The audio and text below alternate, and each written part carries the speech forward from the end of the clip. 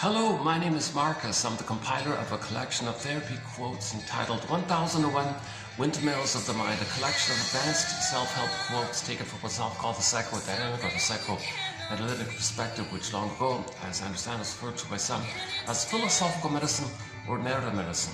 Nowadays called shadow work, owning of projections, depth psychology or analytic psychology or dynamic psychology, something like that, which takes as its basic premise that the unconscious exists, there's memories there, and they influence us. Now, if those memories are painful, the pain of it causes the person to recreate, repeat, reenact, restage a new edition of what caused that pain, hoping for a better outcome, to get the love that the child should have received back then, which he didn't, that caused the pain. So he has the developmental needs. Baby has needs for secure attachment style, rhythm and safety, but there's attunement, sweetness, affection, kindness, warmth. And this is the soil whereby the child's budding beauty, the sense of self, his ontological self, his beingness, his feminine element, can stay with him, and so he can feel real alive and come from the feeling self. That's the golden ball. Oh my God, the golden ball. I want to talk about a new Twilight Zone episode, and the final scene was the golden ball. So yeah, let's jump into this then.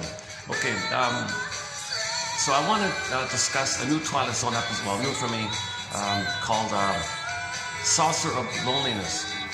So let's talk about this Twilight Zone episode from the 80s. So we've already discussed, I don't know, maybe 15, maybe 20 episodes so far. And that show is very analytically minded. I mean, at least 10% of the shows, or many of the shows are. But Twilight Zone means the unconscious. Only this can happen in the Twilight Zone, in your unconscious. So it was just a parable way of talking about the unconscious, or the process of making the unconscious conscious. So many of the episodes had a very analytically minded parable or analogy or simile to make you consider aspects about our psychology. It's hard to need art and metaphors to talk about trauma and what we're repeating and what we needed, what we didn't get, and how we cope with it, and so on down the line. So Gabe's story is a good place to start. Gabe's story about the traumatic script.